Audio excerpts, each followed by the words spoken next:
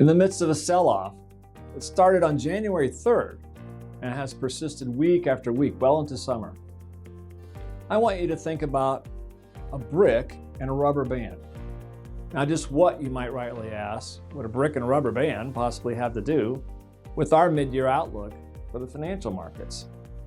Perhaps, as this fable reveals, a bit of perspective.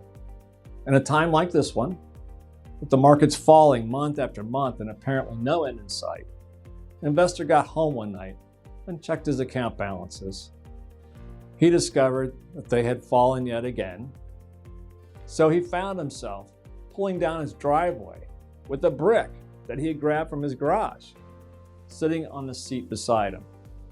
Just then, a neighbor walked by and asked where he was headed late at night with a brick. The investor shouted back, "To my financial advisor's office to throw this through his window.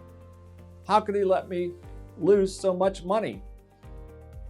The sage neighbor reached into his pocket and handed the investor a rubber band, saying, "Then I'd suggest you take this rubber band and use it to attach the biggest check you can afford to write to that brick.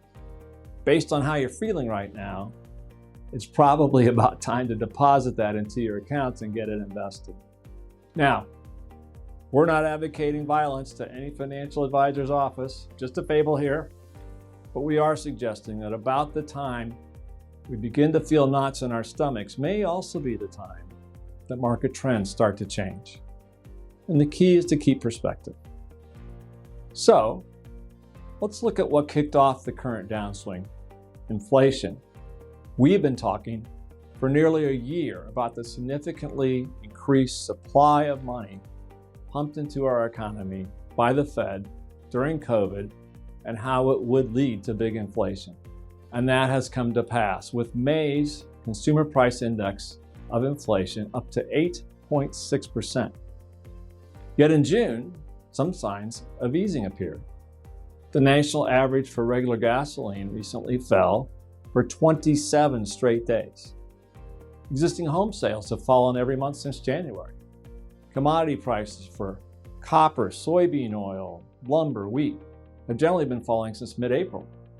And the monthly survey conducted by the Dallas Fed anticipates U.S. oil output to rise by 1 million barrels a day by December, which should lower transportation costs. None other than Warren Buffett may have put it best: bear markets are periods of time when money moves from impatient hands to patient ones. So, how can we help you be on the best side of that equation? Give us a call so we can conduct a checkup on your plan.